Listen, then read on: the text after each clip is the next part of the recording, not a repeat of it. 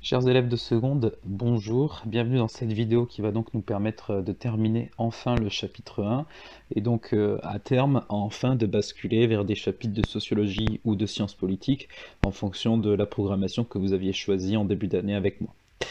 Donc pour ce chapitre 1, nous en étions tous et toutes quasiment au même niveau, à savoir que nous avions terminé la partie A du grand 2 et entamer donc cette partie B qui s'intéresse à la mesure de la création de richesse au niveau d'un pays et donc à la notion de PIB.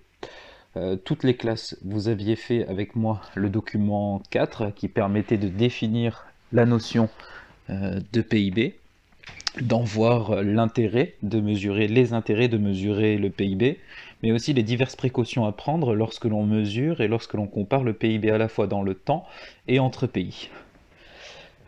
Nous en étions donc quasiment tous, ou certains l'ont déjà fait, prêts à passer au document 5, qui permet cette fois-ci de mesurer ce que l'on appelle en économie la croissance économique. Un petit préambule, un petit préalable avant de débuter pleinement ce document 5. D'abord vous dire que ce document 5 va nous permettre d'aborder les grands outils statistiques utilisés en SES, mais aussi de vous définir de manière littéraire ce qu'est la croissance économique. On peut donc définir la croissance économique comme l'évolution du PIB entre deux dates. Autrement dit, mesurer la croissance économique revient à se demander si le PIB a augmenté ou diminué entre ces deux dates.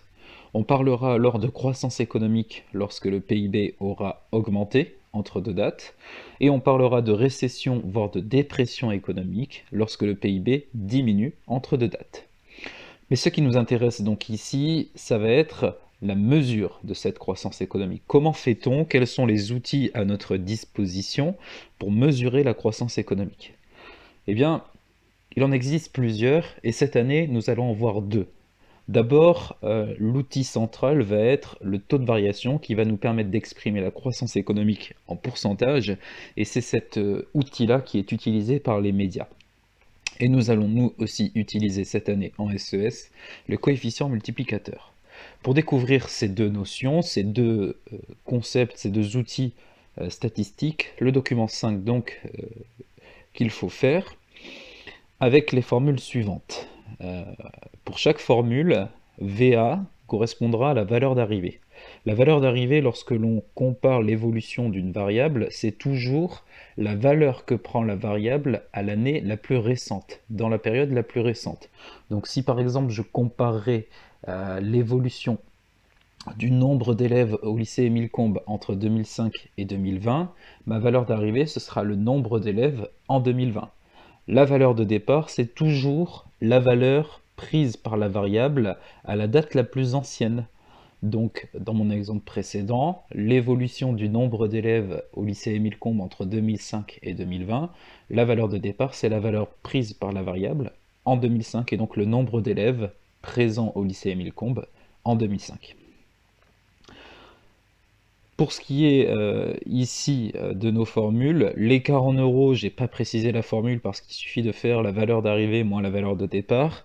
Le taux de variation correspond donc à la formule suivante, valeur d'arrivée moins valeur de départ divisé par la valeur de départ fois 100. Et le coefficient multiplicateur, il suffira juste de faire la valeur d'arrivée divisée par la valeur de départ. Je précise aussi tout de suite que le taux de variation s'exprimera en pourcentage, comme c'est indiqué sur le document, et que le coefficient multiplicateur n'a pas d'unité. Alors qu'en est-il dans la réalité des calculs? Je vous fais ici un zoom sur les résultats que l'on devait obtenir pour la période 2014-2015.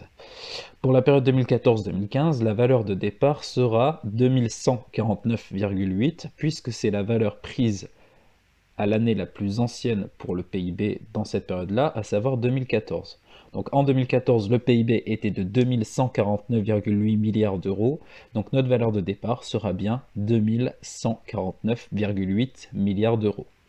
La valeur d'arrivée, c'est donc la valeur prise à l'année la plus récente, donc ici en 2015, et en 2015, le PIB était de 2198,4 milliards d'euros.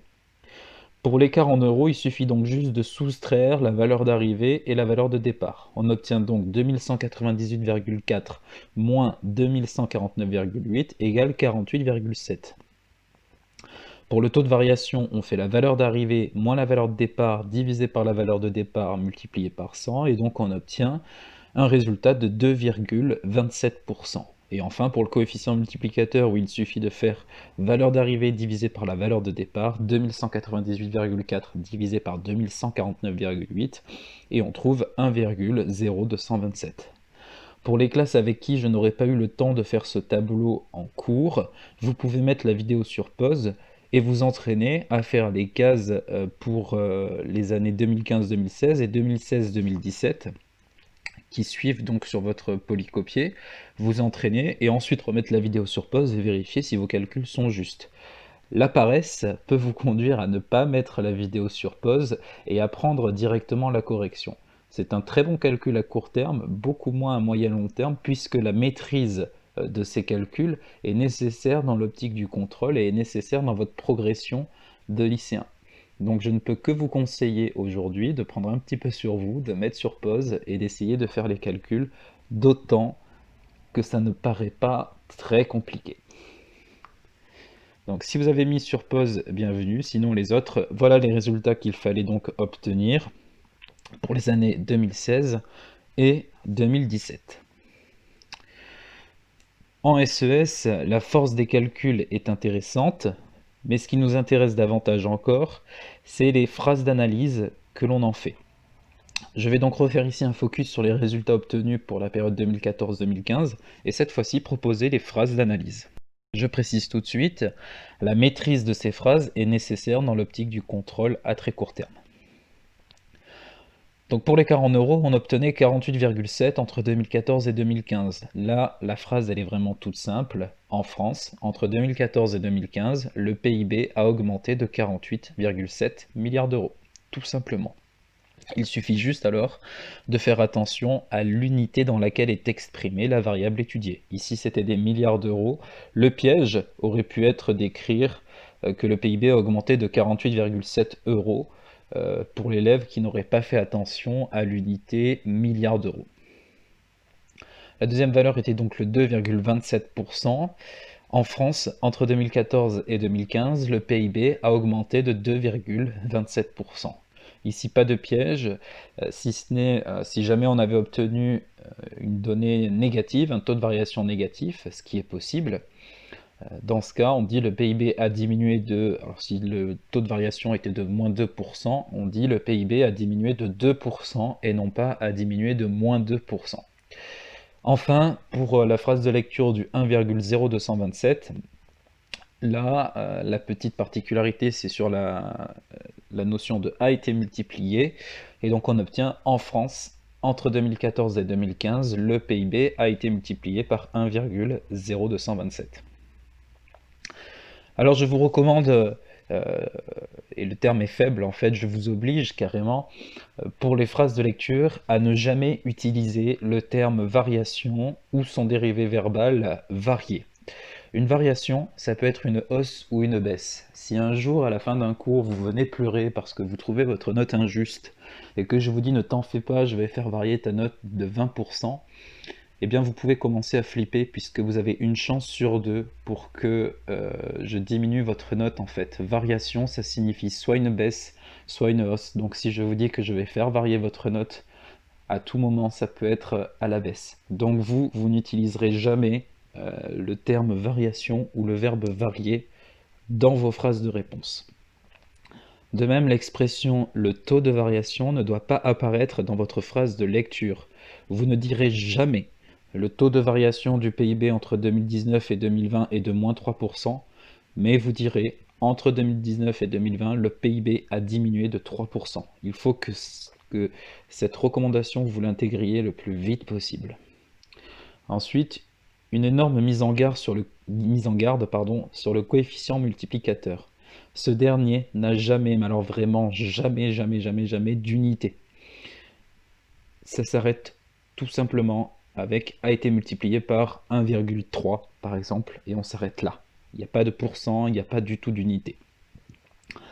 Ensuite, la phrase de lecture du coefficient multiplicateur contiendra toujours l'expression a été multiplié par ta ta ta ta ta ta ta. Enfin, l'expression le coefficient multiplicateur ne doit pas apparaître dans votre phrase de lecture. Ainsi, vous n'écrirez jamais le coefficient multiplicateur du PIB entre 2018 et 2019 est de 1,02, ni entre 2018 et 2019 le PIB a un coefficient multiplicateur de 1,02, mais bien entre 2018 et 2019, le PIB a été multiplié par 1,02, qui est alors la phrase juste et correcte. Ensuite, un petit conseil d'utilisation. Alors, c'est qu'un conseil, mais je vous conseille fortement de le retenir dans l'optique, encore une fois, du contrôle, mais plus globalement pour votre vie de tous les jours. Comment choisir, lorsque l'on vous propose le choix, bien sûr, entre le coefficient multiplicateur et le taux de variation? C'est-à-dire, par exemple, pour une variation négative, dire que le prix d'un pull a été multiplié par 0,7 ou dire que le prix de ce même pull a diminué de 30%, c'est dire exactement la même chose. Si le prix diminue de 30%, c'est que son prix a été multiplié par 0,7. C'est une équivalence. Néanmoins, et l'expérience pratique le prouve, dans le cadre d'une diminution, on privilégiera toujours le taux de variation. En effet, dans l'esprit humain, moins 30% est beaucoup plus parlant que multiplié par 0,7. On s'imagine plus facilement une diminution de 30% que cette même diminution si l'on vous dit multiplié par 0,7. Donc dans le cadre d'une variation négative, vous devrez utiliser le taux de variation. S'il s'agit d'une variation positive, dans ce cas-là, il y a deux sous-cas à retenir. S'il s'agit d'une variation positive de faible ampleur, alors on utilisera le taux de variation. En effet, on préférera entendre votre note sera augmentée de 20% que votre note sera multipliée par 1,02. A l'inverse, dans le cadre d'une augmentation de forte ampleur, on préférera utiliser le coefficient multiplicateur. On préférera entendre « je vais multiplier ta note par 2 » que « je vais augmenter ta note de 100%. » Comment savoir si c'est de faible ou de forte ampleur? Eh bien tout simplement, on a un seuil qui est fixé, alors là c'est moi qui le fixe un petit peu au doigt mouillé. Ce seuil, on le fixe à 100% d'augmentation. Au-delà de 100% d'augmentation, on considérera qu'il vaut mieux utiliser le coefficient multiplicateur. Comment je reconnais d'instinct une variation supérieure à 100% d'augmentation? 100% d'augmentation, c'est x2. Donc si vous voyez d'entrée de jeu que votre variable est passée, par exemple, de 9 à 27, ça veut dire qu'elle a été multipliée par plus que par 2. Si elle a été multipliée par plus que par 2, c'est que la variation sera supérieure à plus 100%. Donc il faudra utiliser le coefficient multiplicateur pour rendre compte de cette variation-là. A l'inverse, si votre variable est passée de 9 à 15, vous vous rendez compte que 15 est inférieur à 2 fois 9, donc on a une variation qui est inférieure à plus 100%, donc il conviendra d'utiliser le taux de variation. Il faut que ce soit clair parce qu'il se peut très fortement que le jour du contrôle, vous ayez une question du type à l'aide de l'outil statistique de votre choix, rendez compte de l'évolution de cette variable sur cette période-là. Deuxième question, justifiez votre choix. Il faudra utiliser soit le coefficient multiplicateur, soit le taux de variation et justifier à l'aide des informations contenues dans cette diapo.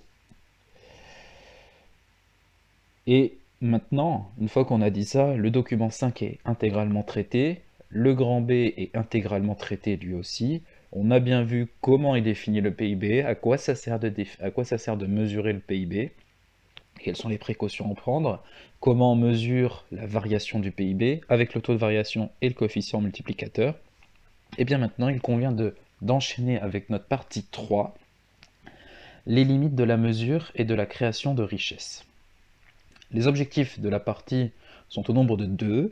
Il s'agit ici de mettre en avant les éléments de contestation de la méthode de calcul du PIB. Ici, on va contester en fait le travail de l'INSEE, alors que je vous ai fait l'éloge de l'INSEE en cours. Je ne retire rien à ce que j'ai pu dire de positif au travail de l'INSEE, si ce n'est qu'aujourd'hui, on va modérer un petit peu cette, cet éloge de l'INSEE, mais surtout voir comment on peut contester un petit peu ce travail de l'INSEE.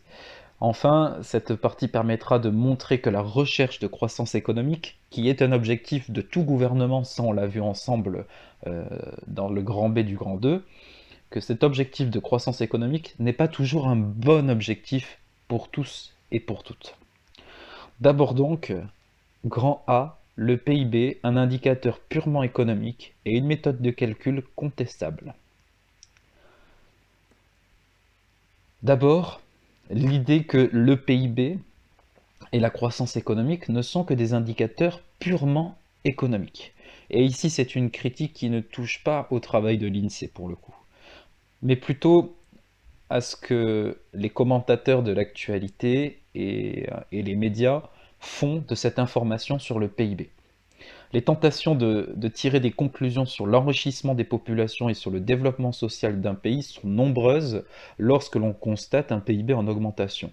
Mais attention, on peut entendre par exemple que si un pays a un PIB très élevé, c'est qu'il s'agit d'un pays forcément développé. On a dès lors un sous-entendu qui peut être plus ou moins explicite, qui mettrait en évidence un lien entre le développement d'un pays et la richesse de sa population. Mais dans la réalité, un pays peut avoir un PIB très élevé sans que la majorité de sa population ne soit riche. Ça existe. En fait, le PIB, la croissance économique, ne nous dira rien de la répartition des richesses à l'intérieur du pays. Qui capte le plus de richesses? Est-ce qu'on a une répartition des richesses totalement égalitaire ou totalement inégalitaire? On ne peut pas le savoir à l'aide uniquement du PIB ou de la croissance économique.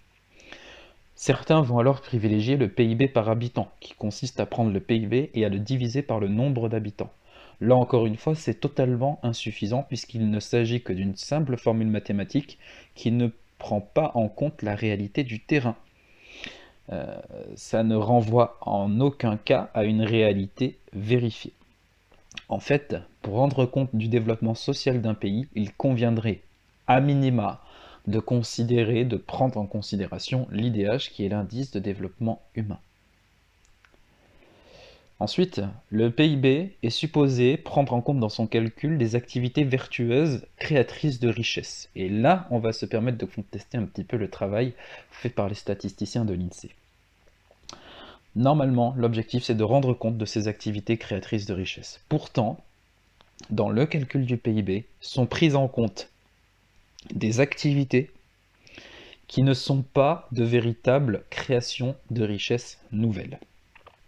Par exemple, s'il y a une catastrophe naturelle, un gros accident, ou pire encore une guerre, les réparations qui suivront l'un de ces aléas présentés ici vont permettre de faire croître le PIB, sans pour autant que le stock de richesses à disposition de la population est augmenté entre avant l'aléa et après l'aléa, avant la catastrophe et après la catastrophe. Je prends un exemple très clair pour que ce soit bien ancré dans vos esprits. S'il y a un tsunami ou un tremblement de terre, des routes, des ponts, des écoles, des bâtiments, des maisons vont être détruits. Et une fois que la catastrophe sera terminée, viendra alors le temps de la réparation de tout ça. Pour réparer les routes, des ponts, des écoles, des bâtiments, des prisons, on va avoir besoin de faire appel à des entreprises de reconstruction, notamment des entreprises de BTP. Ces entreprises, qui résident donc sur le territoire français, vont connaître une augmentation de leur production, puisqu'on fait appel exceptionnellement à elles pour remplacer les choses qui ont été détruites. Ces entreprises vont donc plus produire et vont donc voir leur valeur ajoutée augmenter. Or, on l'a vu ensemble, le PIB, c'est la somme des valeurs ajoutées. Si exceptionnellement, et parce qu'il y a eu un aléa particulier, ici un tsunami ou un tremblement de terre, des entreprises voient leur valeur ajoutée augmenter, qui vont faire du coup augmenter le PIB. On a donc en fait simplement des réparations qui font augmenter le PIB sans qu'il n'y ait eu de richesses supplémentaires créées sur le territoire. Entre avant et après le tremblement de terre, il n'y a pas plus de ponts, il n'y a pas plus de routes, il n'y a pas plus de bâtiments, pas plus d'écoles, il y a simplement le même nombre de routes, de ponts, d'écoles qui ont été réparées. Et le PIB pourtant a augmenté, ce qui laisserait croire qu'il y a eu plus de richesses créées. C'est pas vrai, il y a simplement eu un remplacement de richesses détruites. Enfin, l'idée aussi que les soins que l'on va apporter aux malades vont faire augmenter le PIB. Or, est-ce qu'on peut considérer qu'une population malade est une source de richesse pour le pays? Bien entendu que non.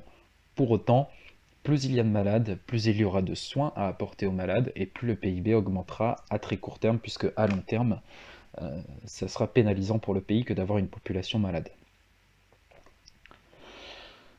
Enfin, certaines activités sont-elles au contraire créatrices de richesse et ne sont pourtant pas intégrées au calcul du PIB. C'est le cas de la production domestique. Si vous avez un potager à la maison et que vous faites pousser des tomates, vous avez bien accès à de nouvelles richesses. Une tomate, c'est une richesse.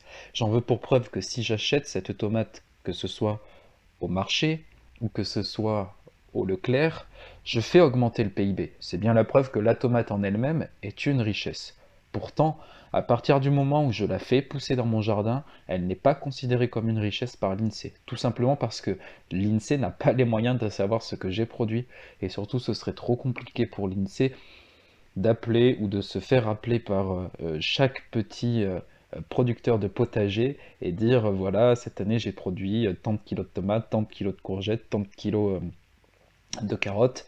Non, ce serait vraiment trop compliqué. Donc, par souci de simplicité, l'INSEE ne peut intégrer ces richesses créées. Il est donc à temps à présent de basculer dans le grand B, qui va donc nous permettre d'aborder l'idée que rechercher l'augmentation du PIB n'est pas forcément un objectif souhaitable, un objectif vertueux.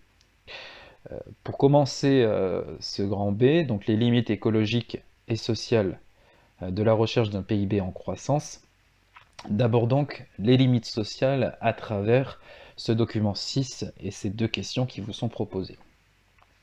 La première question s'interroge sur la partie gauche de ce document, sur les infographies de la partie gauche de ce document, et que semble-t-elle indiquer ces infographies-là? On va faire un focus sur la case en bas à gauche qui correspond donc à la situation des États-Unis. Les infographies de cette partie gauche du document 6 montrent la répartition supposée des richesses d'un pays et ce qu'il se passe dans la réalité. Par exemple, aux États-Unis, le PIB par habitant est de 57 588 $ en 2017. Pourtant, on constate que 47%, soit près de la moitié du PIB, va être capté, va être perçu par les 10% les plus riches. Il faut donc comprendre qu'aux États-Unis, les 10% les plus riches reçoivent près de la moitié des richesses, laissant alors seulement l'autre moitié pour les 90% restants. Un partage qui est donc fondamentalement inégalitaire et qui est fondamentalement éloigné de cette notion de PIB par habitant. Pour un pays comme les États-Unis, il se peut alors que la question, la problématique sociale, soit davantage comment mieux répartir les richesses créées que comment créer encore plus de richesses. En effet, si l'on avait un partage strictement égalitaire des richesses aux États-Unis, chaque Américain aurait environ 58 000 $ d'accès aux richesses par an. Or, ce n'est pas le cas, ce n'est pas possible, puisque sur l'ensemble du PIB, il y en a quasiment la moitié qui est détenue par 10% de la population. Ça veut dire que les 90% restants se partagent les 50% restants de richesses. Donc un partage qui est fondamentalement inégalitaire. Donc ici, pour les États-Unis, un gouvernement des États-Unis ne devrait pas nécessairement avoir comme objectif, en tout temps, ne devrait pas avoir comme objectif de rechercher plus de PIB, mais peut-être de mieux répartir le PIB déjà créé. Ensuite, les questions sur la partie droite de ce document 6, et donc cette question 2, qui nous demande sur le graphique de la partie droite du document comment a évolué le revenu moyen entre 1955 et 2005, comment évolue le nombre de personnes très heureuses sur la même période, qu'en concluez-vous? Alors, comment a évolué le revenu moyen par habitant entre 1955 et 2005? Eh bien là, attention, hein, c'est un graphique un peu particulier à lire, il y a deux axes désordonnés. La courbe du revenu moyen est donc la courbe en bleu, et se lie donc sur l'axe désordonné de gauche, et la courbe des personnes se déclarant très heureuses est celle en violet rose, qui se lie donc sur l'axe désordonné de droite. Ici, donc aux États-Unis, entre 1955 et 2005, le revenu moyen par habitant, qui correspond peu ou prou au PIB par habitant, est passé de presque 10 000 dollars à environ 25 000 dollars. Il a donc été multiplié par 2,5, ce qui est une augmentation considérable. Question 2b, le taux de personnes se déclarant très heureuses a dans le même temps stagné autour de 35%. Autrement dit, sur 100 personnes interrogées, 35 se déclarent très heureuses en 1955 et environ encore 35 se déclarent très heureuses en 2005. Donc un taux de personnes heureuses qui reste stable. Qu'est-ce qu'on en conclut? On en conclut que sur une même période et dans un même pays, on constate que le revenu moyen a fortement augmenté et que le bien-être déclaré de la population n'a pas augmenté. Ce serait une illustration en fait du fameux adage que vous connaissez, j'en suis sûr, l'argent ne fait pas le bonheur. En économie, on parle plus sérieusement du paradoxe d'Easterlin, qui est quelque chose à retenir, qui nous dit qu'à partir d'un certain seuil, la hausse du PIB par habitant ne se traduit plus par une augmentation du bien-être social. Autrement dit, à partir de ce seuil-là, il ne suffit plus de créer des richesses supplémentaires, mais il conviendrait de mieux les répartir. Et maintenant, donc, pour terminer ce chapitre, les limites écologiques de la croissance économique et un graphique donc, qui met en relation les émissions, les variations des émissions de CO2 entre les années 70 et 2014 et sur la même période les variations du PIB mondial. Quelle relation pouvez-vous établir entre les deux courbes de ce document? Ça, c'est pour la question 1. Et est-ce que les émissions de CO2 sont les seules conséquences négatives de la croissance économique? Alors, pour la question 1, tout d'abord, on remarque que quand le PIB mondial augmente, les émissions de CO2 mondiales augmentent aussi. C'est le cas sur la période, par exemple, sur la période 2010-2012, on a une très forte augmentation du PIB mondial, c'est la courbe en vert, et dans le même temps, une très forte augmentation des émissions de CO2. Et inversement, donc, quand ça rediminue à partir de 2012, le PIB mondial diminue à partir de 2012, eh bien les émissions de CO2 chutent brutalement elles aussi. C'est ce que l'on appelle, et vous le savez, c'est ce que l'on appelle une corrélation positive. Les deux variables évoluent en même temps et dans le même sens. Vous vous en souvenez, dans l'introduction de ce chapitre, on avait vu qu'il y avait une distinction entre corrélation et causalité. Ici, la tentation serait d'émettre une causalité entre l'augmentation du PIB et l'augmentation des émissions de CO2. Alors, est-ce que c'est possible? Oui, mais en prenant des précautions et en développant véritablement le processus. Une hausse du PIB suppose que le volume de production a augmenté. Or, on sait que nos modes de production actuels reposent sur une large consommation de pétrole, notamment. Pour produire tout un tas de biens, on utilise du pétrole. Or, les savoirs scientifiques sont clairs à ce sujet, la consommation de pétrole rejette des quantités fortes de CO2. On peut donc établir un petit schéma, le PIB augmente, ça signifie donc que le volume de production a augmenté, que la consommation de pétrole a elle aussi augmenté, faisant alors augmenter les émissions de CO2. On a donc bien une causalité entre l'augmentation du PIB et les augmentations du CO2, et c'est une causalité qui est uniquement dans ce sens. C'est parce que le PIB augmente que les émissions de CO2 augmentent. Et pas l'inverse, c'est parce que les émissions de CO2 augmentent que le PIB augmente, c'est pas vrai. C'est dans le sens que je viens de préciser, le PIB augmente, les émissions de CO2 augmentent. Alors non, ce n'est pas la seule conséquence négative écologiques de la croissance économique. Il y en a d'autres. On sait que la croissance économique est responsable plus ou moins directement de déforestation, notamment pour assurer des cultures. Alors en Amazonie, qui est la plus grande forêt du monde, située au Brésil, eh bien on déforeste une partie de l'Amazonie pour pouvoir planter du soja, un soja qui va non pas nourrir les êtres humains, mais nourrir le bétail, nourrir les bœufs notamment, pour ensuite avoir de bons beefsteaks, mais aussi des forêts en Indonésie qui sont déforestées pour pouvoir planter des palmiers à huile et ainsi produire de l'huile de palme qui est une des consommations intermédiaires de nombreux produits finis comme une certaine marque de pâte à tartiner.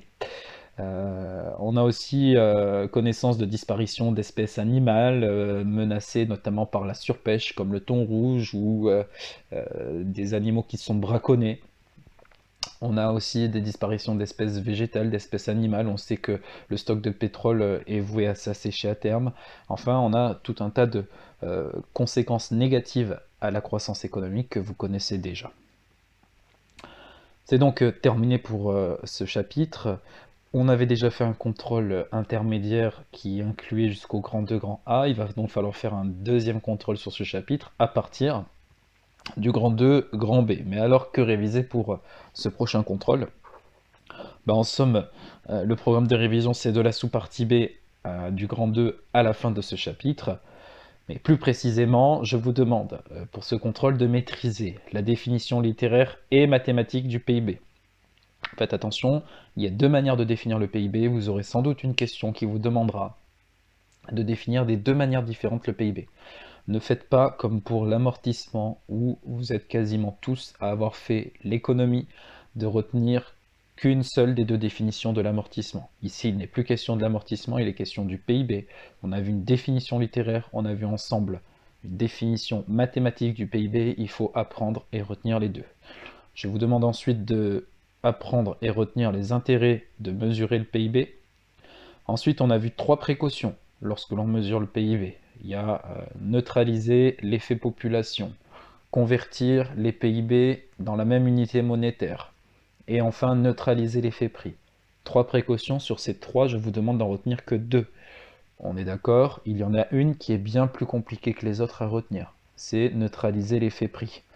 Vous pouvez vous amuser à la retenir si ça vous enchante, mais comme il n'y en a que 2 sur 3 à retenir, si j'étais vous, je retiendrais les deux autres.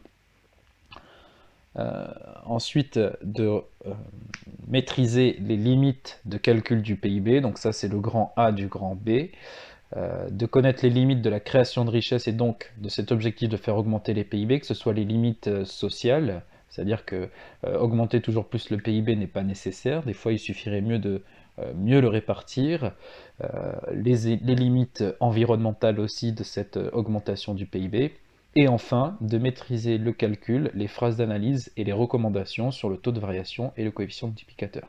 Donc là je ne peux pas faire plus précis, je ne peux pas être plus gentil que ça, si ce n'est la prochaine étape c'est que je vous donne le sujet en avance, mais ça n'a plus aucun intérêt. Donc voilà pour la fin de ce chapitre, voilà pour le contenu du prochain contrôle, et les dates de ce contrôle vous seront signifiées classe par classe. Merci d'avoir suivi cette vidéo, et à très bientôt.